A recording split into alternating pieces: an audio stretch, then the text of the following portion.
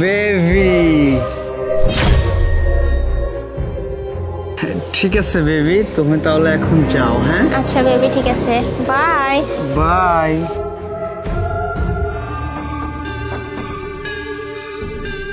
আজকে তুমি কোথায় যাও সেটা আজকে আমি আমার লোকেশনের মাধ্যমে দেখে দেখে তোমাকে হাতে নাতে ধরবো। তোমার জামাই তো আমি জিপিএস ট্র্যাকার লাগিয়ে দিছি।